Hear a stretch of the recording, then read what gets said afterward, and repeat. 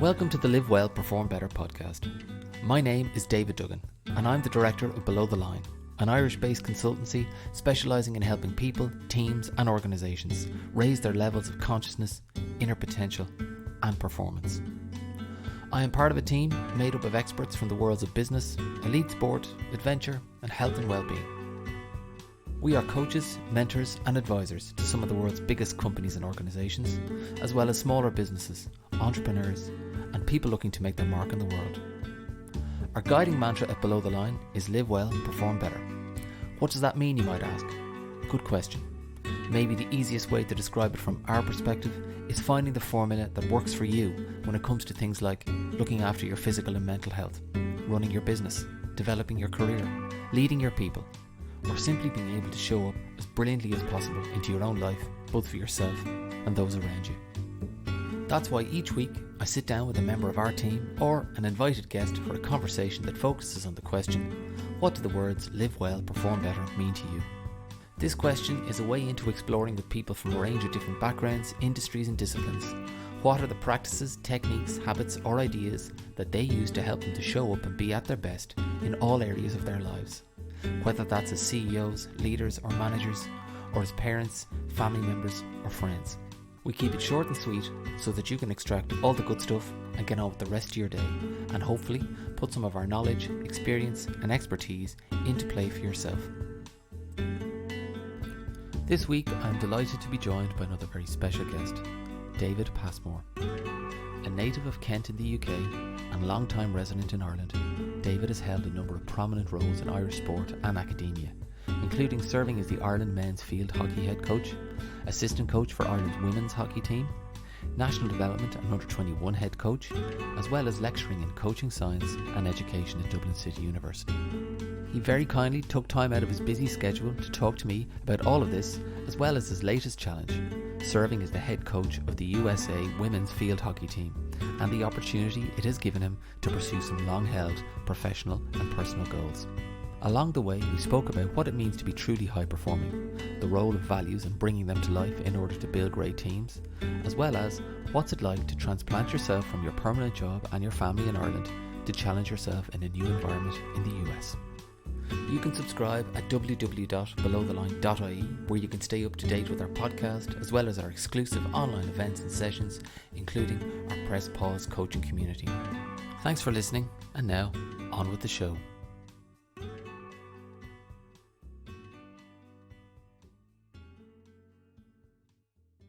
And I'll just start by saying, David, thanks a million for giving me some of your time. I really appreciate you being here and being a guest on the podcast. And I think I'll just start with the now traditional question, which is, please tell me, why do you do what you do?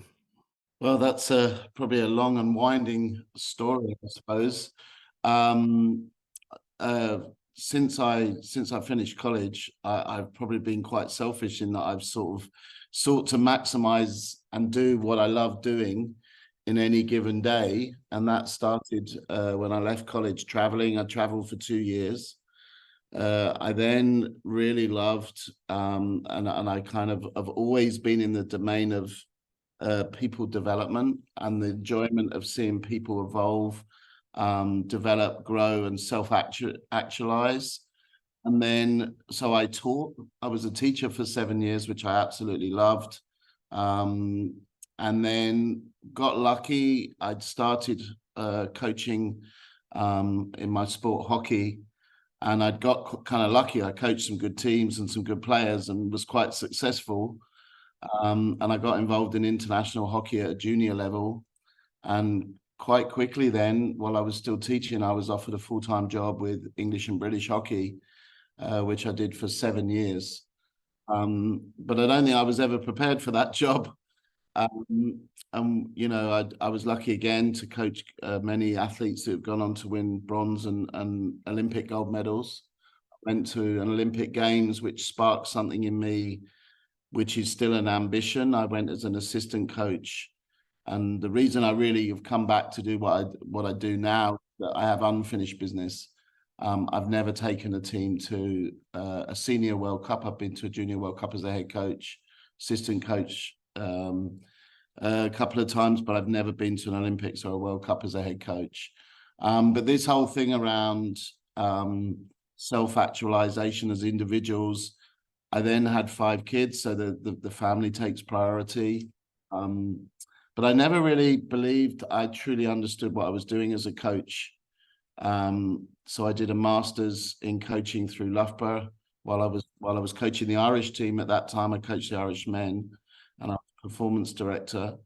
And then I loved learning about what I was doing. So then I did a doctorate, and then there became a time where I had no balance in my life. I wasn't able to give my kids enough time, and we had some challenges with them. So I worked in Dublin City University as a lecturer.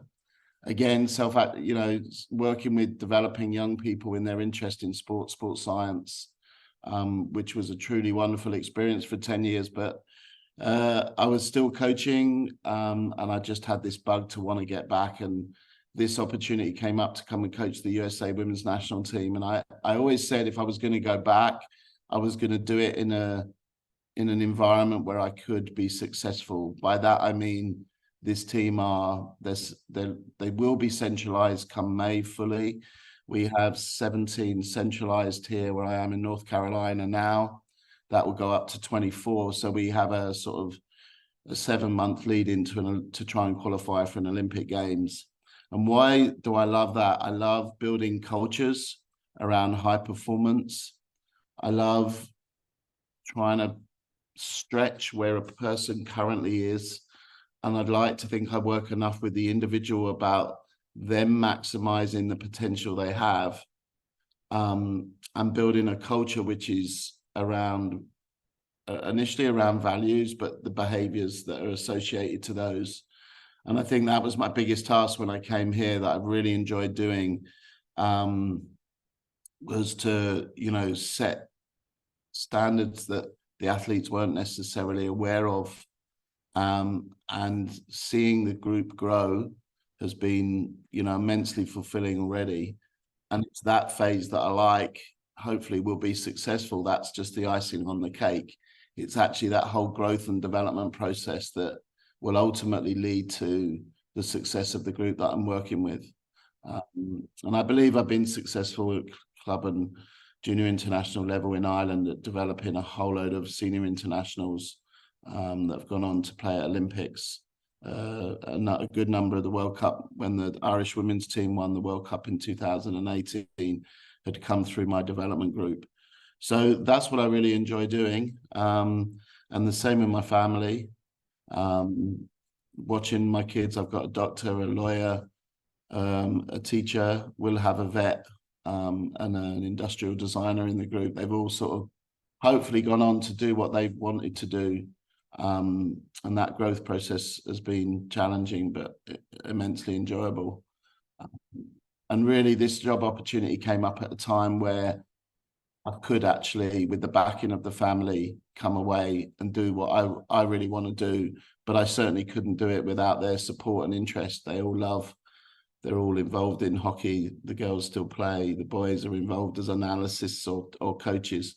And my wife's is sport mad as well. So, that has to be said that, I can only do what I can do because of their support. You mentioned studying a master's and then doing a doctorate. What gaps did that fill in for you, given that you were already coaching at the time, that you weren't potentially aware of, or that helped you improve as a coach? Yeah, I think we coach or we teach, people develop based on the way we were developed, or what we think is right. And that may not be the case. So what I wanted to do was to fill the void around, well, what is proven to be the right way against what I thought was the right way. Of course, many of the things you do are correct, but I soon learned that many of the things I did weren't the best way of doing something, not necessarily wrong, and not necessarily, there might be short-term gains, but not in the longer term. It's not the best way to develop athletes, for example. And when I was doing all that, the research around athlete development, long-term development was growing. And so being involved in a process while simultaneously studying the master's and the doctorate allowed me to study what I needed to, and I was immensely fortunate to work with the Irish Institute of Sport, with Gary Keegan, when he was in charge, and a guy called Dara Sheridan on their elite coach development program. And that's where I did my doctorate. And you learn so much from sitting and having conversations, and the growth and discussions that you have around other coaches, Billy Walsh, Rory Fitzpatrick, who would have been Annalise Murphy's, a guy called Kieran Ward, who's a judo coach. Learning from them, even though you're facilitating the program, was immensely rewarding. And you build a depth of knowledge and understanding through researching that really ingrains what you do. So I suppose coming back to coaching now, I'm able to do it on a research basis, not as I think it should be done, if that makes sense. Both through my own research and obviously all the reading and study you do when you lecture and you research in a given field. Yeah, absolutely. And in terms of that, then, developing an athlete, I suppose I'm hearing from you that there's ways that it potentially aren't beneficial, but is there a broad formula for, is it all sport, or is there a general formula that for developing an athlete that you think works particularly well? No, I mean, I think if there was a formula, you'd be a multi-millionaire in I think for me, the biggest thing I learned is it's about creating the right environment for them to grow, to create barriers along the way. Don't make it too easy, because it's been proven that if an athlete goes, say, from, I don't know, under 10s to senior international in any sport, that actually they won't have the resilience to cope with when they get there. And that's why we often see young kids get to the top level, and then they'll falter or fail for a couple of years before they then come back and are successful. So you have to kind of create these bumps along the road and not make it easy, and help them develop. I think we've always focused on the technical, tactical, physical, but there's the mental side. And ultimately, you watch the golf, for example, you see those guys, it all comes down to the head is the most important thing. And that's, I suppose, when I view players now, I look far more at how they cope in pressure situations and trying to create those pressure situations to give them coping strategies, or to learn about themselves and to develop, the tools to be able to deal with, pressure situations that they're going to find themselves in, dealing with it, preparing for it, coping with it. And it's been really interesting coming to the USA, because a lot of the athletes come out of the colleges and they've been the big fish in small ponds. And we went away to New Zealand and Australia there, the last 2 months. We went away for a month. And some of those athletes had never been left out of a team. Some of them had never been not selected. And it was really interesting, people in their mid-20s that I wasn't used to dealing with. But certainly experience and the research that I've learned around developing athletes, that's good for them. And it's how they then react to it. And it's about having those conversations where you've got a choice here. You can either blame, you can either look for excuses, or you can use this as a catalyst to improve, get better, and come and prove me wrong, which I'm always happy and open to do, or to see happen. Because if you have that in every athlete in your team, you're going to be a better team. So yeah, I think that's probably the biggest learning. It should never be a straight line of going from junior to the highest level. You need to create these, the term that's used is the rocky road, that you create these obstacles through your coaching and ensuring that they have the right mental tools, as well as the physical, technical, tactical. You mentioned trying to build a high performance culture and strongly based on values and behaviors. What does that look like in real terms, in terms of the team right now that you're trying to build and develop? Yeah, I mean, we keep it very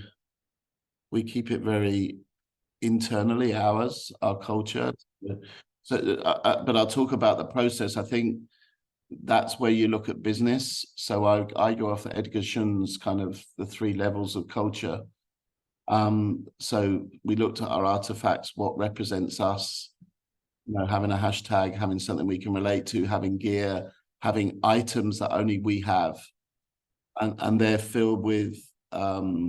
We've created. We're called the United Eagles now, which is what commentators refer to, and that took quite a while just even to come up with that sort of name for the team, because Eagles represent something that's strong. And we talked about all that, and then United obviously comes from United States, but it's about what we do as one together. And then we developed the values from that, and then from the values we really discussed in any environment how are those values transparent, and what you try and create initially is a culture which is around is known, is seen, and is written. And then we constantly review ourselves against the values and behaviors. So is it in the gym? Is it on the pitch? Is it in meeting rooms? Is it when we're not together? Because, there's 168 hours in any week, and I might be with them for 15, 20 hours. We're together, but it's more what they do in the other 140 that's going to make a difference. So that's an evolving process. I think the athletes here love that because it really binds them. I think they felt that it was really necessary to actually have it defined, because they wanted to know really what high performance. Normally when you have a team, you've got older athletes that have been to Olympic Games, etc., and they'll lead by and we've got good cultural architects, if that makes sense, of people who live by those standards. This team when we went away, our average age was, I think 22, and our average caps was 23, and you're playing against teams. If you want to be a world or Olympic medalist, your average age is going to be around 27, and you're going to have, on average, over 120, 130 caps average, and we're down at 23. So that's kind of an exciting thing, but we're also in a world league of the top 9 teams of the world with a very inexperienced team. So the culture had to come in place first, so they understood, well, what was this all about, and how are we going to be able to provide a platform to develop and move forwards. There's a brutal honesty around each individual in this group that wanting to get better that I absolutely love.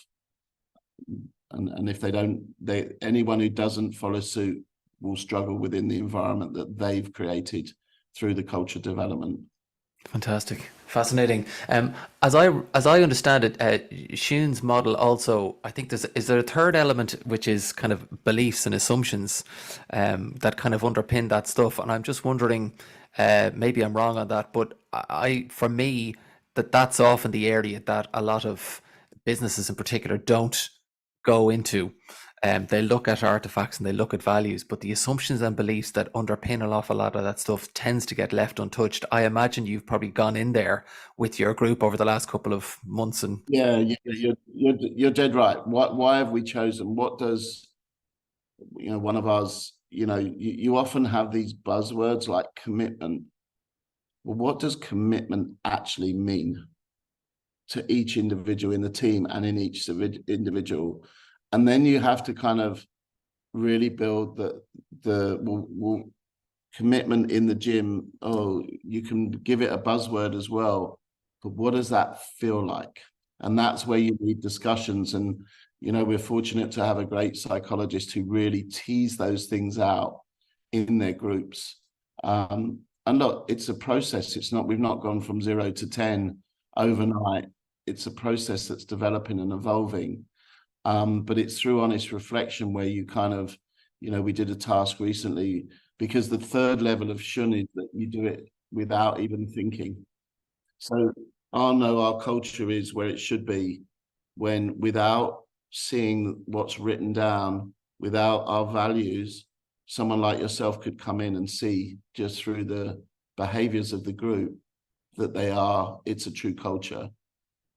Because it doesn't need to be written down, because they are just living and breathing the values, behaviors which exist. Yeah. And it seems to me as well, there's, as I understand it, there's maybe 3 and the three of many, I'm sure, factors that characterize a really high performing culture or a team, which is the ability to acknowledge what's going well and pat yourself on the back for a job well done, but equally it's to call out the stuff that's not been the standards that aren't being upheld, and that can be at a team level, but it's also probably at an individual level, and then the ability to change. So it sounds to me like you're trying to cultivate those factors as well, and that the team is kind of leaning into that or growing into that. Yeah, I think they're super reflective about themselves, but they're not. What we've got to now do is build the ability to, you use the word call each other out.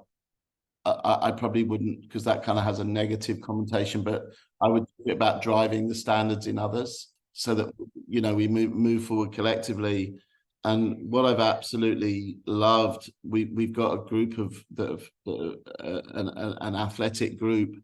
When we go out and we obviously do 4 or 5 running sessions within our hockey sessions each week, or we run some really hard training exercises. They never complain, and they love hard work, and that's been just wonderful to feel and to experience as well as to observe. So Wonderful. In terms of the scale or the environment you're operating in, I imagine it can only be much bigger, obviously, than the likes of Ireland. But what are the key challenges associated with the new environment you find yourself in? I think that we still have the legacies of COVID. I think, any environment you're in, people being isolated for so long, it's created fears in people. And in essence, compared to other countries, these athletes didn't travel and play because they couldn't. So actually, we're behind in the amount of hockey that we've actually played across the last 2 years. And then, I mean, I was head of sports science in DCU. A number of mental health issues we had at the end of that first year of COVID, people not able to cope with isolation, being on their own, and people dropping out of college. Now it's not as evident here in that respect. There's some legacy of that, but also it's just that isolation period from not being able to play competitive games. And when we're in Ireland, we used to play our boys team. The senior team would play the boys under 18s, or we can't do that here because there's no men's hockey. And we're in an environment where we can't just pick a women's team to play a club team because there are no club teams. So that's probably the biggest. We have to create our own training environment in that respect. But we're also, the team moved about 6-8 months before I arrived to North Carolina from Pennsylvania. So we don't have our own, we train in 2 different universities. We're really lucky to be able to use a college turf in the south of Charlotte, and then they have to drive for the gym, which is a half an hour drive. It's stuff like that, but I'm not going to complain because I have access. That it's not a full-time. Although we're centralized, the athletes aren't funded to the extent where they can train full-time. So most of them have part-time jobs, and it's just managing and ensuring that we can push them as hard as we can, but we allow them the recovery time and ensure that they have an element of balance to be able to manage. So we don't train at weekends. I'd rather train 6 days a week, but it's just not feasible. Some of them are married as well, and but the job's the biggest side. So working within 2 different environments and building a schedule that I feel is going to move them forward. We were training less than most other national teams, or we probably still are. So it's looking for solutions around that and allowing them to still be able to, have time to do their jobs and have an element of time to recover mentally, physically, but also time to, some family time, some time. So we'd just come off the back of a regeneration week. So they've had this week off, and we said, we'll let them go home for Easter, which was a regeneration period. but have this week where they can actually train from home, give them the trust. So it's been a really hard physical week. I think that 4 gym sessions, 4 running sessions. Whereas normally we do that together, but to ensure they had kind of mental break from before we go into a hard sort of 7 weeks, and then we're over in Ireland actually playing, and then on to London and Belgium in June and July. So, you know, when we travel, we tend to travel for a month, which is quite tough. In terms of the title of this podcast, as you know, is Live Well, Perform Better. But I'm just wondering, from your perspective, what does that strapline mean to you? Again, based on your experience or based on, you know, your current role. I'd love your perspective on that. When I submitted my thesis, I put a quote in it: "You can only be better than, all you can do in life is be better than the better person than the day before." I suppose that's what I try and live and bring to the athletes. It's all about self-reflection and setting yourself goals, so you're pushing yourself, and being comfortable being uncomfortable in that zone of stretch, I suppose. Because what we ask elite athletes to do in particular is, you know, it's not pleasant. It's not normal.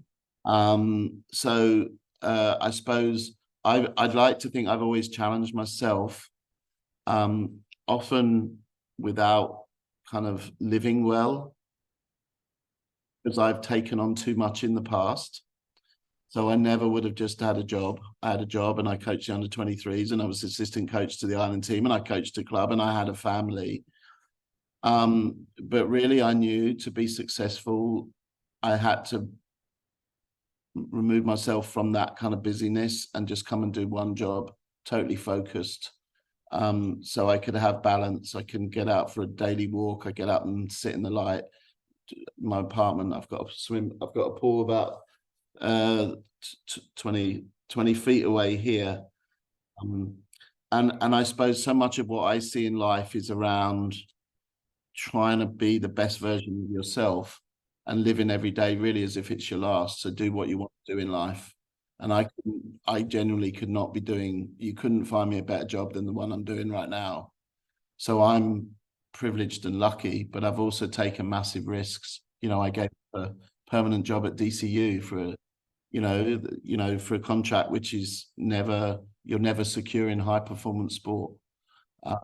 So that bit around live well is, I knew to really perform at this job, I had to do less, just do one job, you know, get my reflection time, get my, you know, I like to use my head. We're lucky we get the headspace. So my meditation, listen to daily, and I sleep better, sleep more, so that I can deliver better as an individual. And I think hopefully now, it was a busy period when we first arrived. There was a lot that needed sorted out in terms of the program. Hopefully now that will be reflected in my performance as a coach, that I can coach better because I'm not doing all these other things, and that I'm focusing more on the key things of what improves performance, which is, you know, the training environment, the feedback, the video, etc. So. You touched on some of this stuff already. You mentioned headspace and meditation and a bit of movement, but is there anything else that you do, whether it's daily, weekly, monthly, just to help you stay on top of your own game, as it were? Yeah, I read a lot. I read in two forms. So when I was working in Dublin, I lived in Limerick. I would often I would often spend a lot of time in the car. So reading didn't necessarily mean a physical book, but I've read most probably business books, all the common ones. And, you know, out of every book, I have a little black book where I just pull out those key comments. And I love going back through that book and going, oh yeah, I used to be like that. I did stop doing that, bring that back in. So I suppose that's probably my biggest thing is the reading, reflecting on the reading. And I think time in a car is my favorite place to reflect. And what I do is I tend to use my voice. So even if I'm going from the training facility to the gym facility, I'll often reflect on my training session. Or if I'm reading a book, I reflect on the book just by a voice I'll leave myself a reminder on the voice, because then I can play it the next time. You know, if there's something I didn't do well at training, or somebody I missed out, giving good feedback to, I can listen to that on the next journey. And America make it very, very easy, because everywhere has a drive-through, so you can grab a coffee en route, etc. So you don't, even if you go to the cash point, even if you go to the cash point, you don't have to, you don't have to get out of your car. Now, I've not really been to one of those yet, but even in my apartment block here, we have a barista. So you can just text, as I'm actually doing now for my wife, just to get a coffee made, and they make you coffee. So yeah, so I think, coming back, the reflection's key, the reading's key, mindfulness. I think just bringing yourself, and I think what mindfulness has taught me is, even just when I get up, go out in the light and actually look at, well, what's the weather like? What are the clouds that are out there? What are the birds doing? I love the fact I have a pool right outside here. What's the water like? Because is it windy? Is it, because I think when you get into the rat race of high performance sport and performance, you miss these things, and you need to be in touch with nature, I believe, as much as possible. So I go fishing a bit. So, and it's not about catching fish, it's about actually just being in a space where you totally break away, because, at the top end of sport, you never stop thinking about it, so you've got to provide those moments where you can. I think the other thing I've done is I've got some really good mentors, really good friends that I can touch base with. Both in hockey and outside of hockey, people just give you basic management advice around people. My wife being one of those, she's a principal of a big primary school in Limerick, and her ability to manage people I've learned so much from, and she'll be openly tough and honest with me when I need it as well. So I suppose they're probably the key things that I do, as well as my daily walks. We're great down by the turf here. There's a running track around it, so I often get to training early, and do 40 minutes of walking before we start. Just picking up on that idea of high performance, because I think a lot of people associate the idea of high performance or high performing cultures with bigger, faster, stronger, angrier, more aggressive. And my take on it actually is, it's often about being slower. It's about being more contemplative. It's about being more aware and trying to create that stillness in yourself. Maybe it's back to the old Tim Galway, potential equaling potential minus interference, but it's actually about minimizing the interference in yourself as a human being, in terms of what's going on for you, that side of things. But would that be your view, or am I? Yeah, 100%. And that's our approach we're taking through our psychologist here. She's doing 6 sessions on. Now, not everything will work for everybody the same, but at least if you give them a menu, they can try each dish and then decide, well, what works for them. And I think if we look at the Irish rugby team, we now know that they do a lot of mindfulness. It's not for all of them, and I think you can burn a lot of energy. Particularly, I mean, we went away, we played 8 days, eight matches in 2.5 weeks. And we traveled in between for a day. So we went from New Zealand to Australia. It was a 12-hour journey. Like, if you're full on at work mentally the whole time and not switching off, not being able to bring yourself down, you're not going to be able to perform better. What was interesting is, I won't say what we do and where we do it, but the Australian women's team were actually doing mindfulness at the side of the pitch between the end of their warm-up and starting the game. And they didn't come out slowly or meekly. They came out aggressively, dynamically. So it's when you step over that white line, being ready. And I think if you're too pumped before that, you just burn yourself out. Yeah, yeah. And it's equally, there's something about in those high pressure environments or in those moments that being too pumped up or being in too fight or flight, that's actually where the stillness, the calmness, the composure is actually required. And that's the challenge as well, to try and cultivate that in yourself, it would seem to me. Yeah, those decision makings, and if you look at we just mentioned rugby, most kickers, anyone who does any kind of key skill will have and they used to call it we call it imagery, but having time to go through that imagery so you have a toolkit to go back to at those key times under pressure, and I'm sure that's why the likes of Johnny Sexton, Johnny Wilkinson, Ronan O'Gara in the past, have been able to do that. Yeah, yeah, absolutely. You mentioned having read all the business or the main business texts, and a lot of people who listen to this podcast, they're not in elite or high performance sport.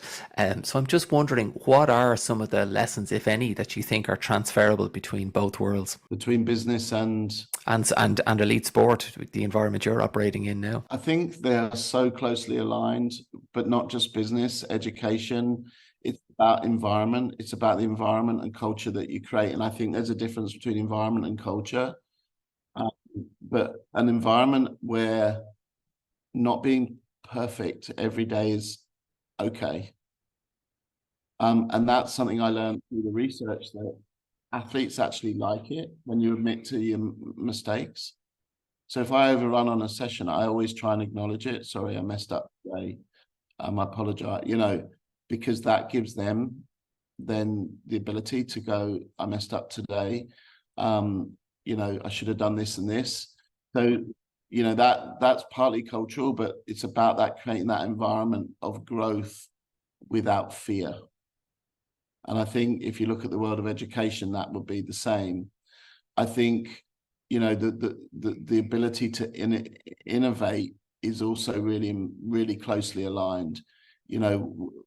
Giving groups of people tasks to see, can they come up with a solution that's alternative, that you don't fear, is also really important.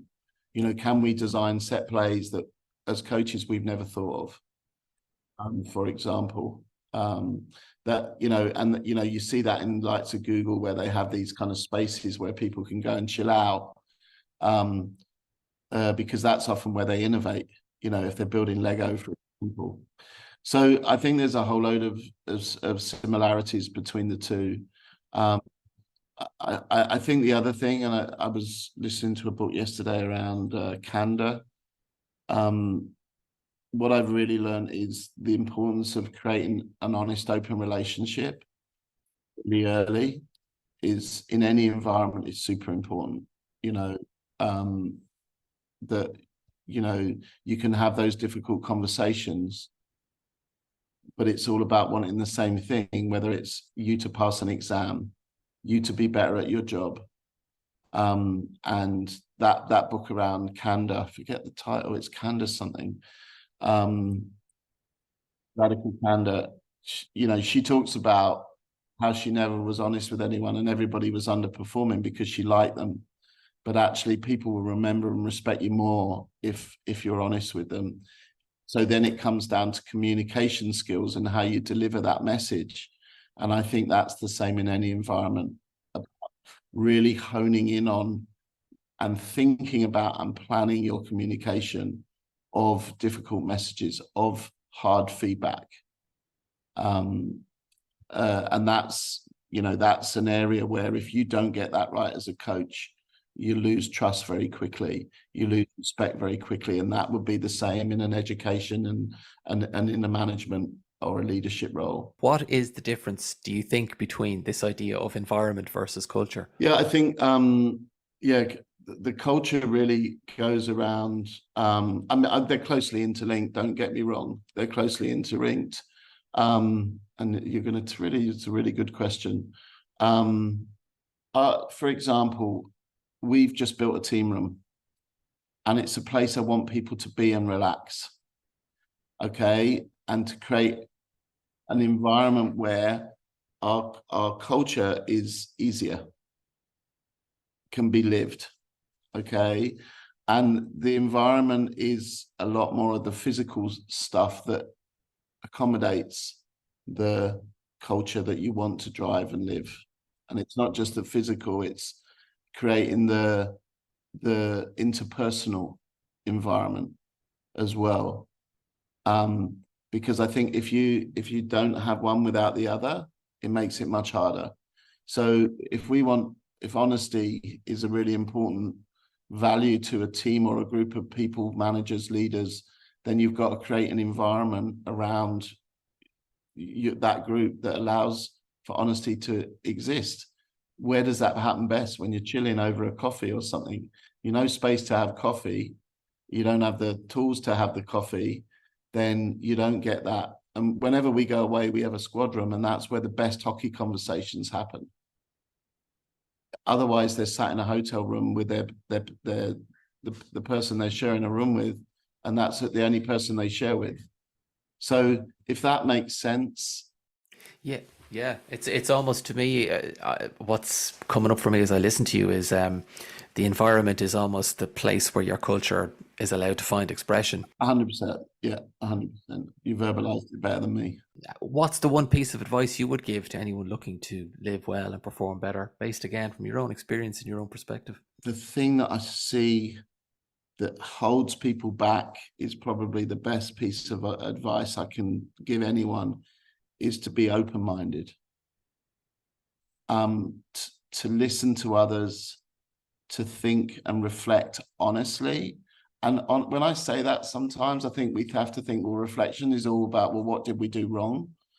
And I always say to our athletes, if we make a development plan, it's about making your strengths stronger, and that actually applauding yourself and saying, yeah, that was good, as long as it's appropriate, is as important as finding the other things.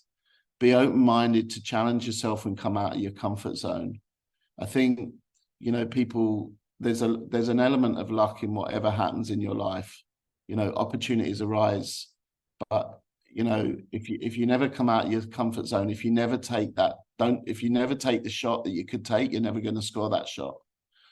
So that probably sits in that open mindlessly, and not be frightened, be open mind to do things differently, even if they work well previously. So yeah, I think that's probably just, being super open-minded and not, I see so many coaches who just coach the way they've always coached. They do the sessions the way they were always done. It's a different set of players that, really think it through, and create an environment where people can provide you with honest feedback and make sure you value that, whether you take it on board or not. Wonderful, wonderful. And then lastly, obviously you've articulated, you've got your ambition to take a team to a World Cup. You've got the Olympics in 2024. But what's next on the horizon for you, or what are the key things coming up? Yeah, so we come on the European leg of the World League. We played 8 games. We've more points now than we've had over the last 2 series of that. But there's relegation, and we've come last in the last 3. So this is the fourth year of that league. So we come to Europe. We're going to have 3 warm-up games with Ireland, and then we play in London, where we play Holland, the world champions, and Great Britain. And then we go to Belgium, and we play Belgium and Germany. And we've got to win matches there, which hasn't happened for some time, but we beat Australia when we were away. So I have no doubt that we can get results. And the level of fitness has gone so high now in the group, from certain aspects. It's going to be really interesting to see if we can add in sort of speed and power to our game, that we won't be successful unless we can do that in these games. So it's exciting. And also I have to bring a squad down from 36 to 24 before we do that. So that's always the tough part of coaching. It's having to make those tough decisions and have those tough conversations, decide who's carded and will bring us forward to so a carded athlete is somebody who's funded, contracted through to the end of the Olympic qualification process. So it's exciting times, but there's obviously going to be some difficult days and conversations between now and then. So. Yeah. Absolutely. Well, look, David, thanks very, very much for giving me your time. I really, really appreciate it. And thanks for sharing your story and all your insights. I think there's loads in here for anyone listening to this conversation. So thank you again, and best of luck with the travels next month, and also in the lead up to the World Cup and the Olympics. And I'll be watching out for you, as I'm sure will everyone listening to this conversation. Well, thanks, and I hope hopefully there's something in there, no matter whether you love sport, hate sport, but we can learn from it.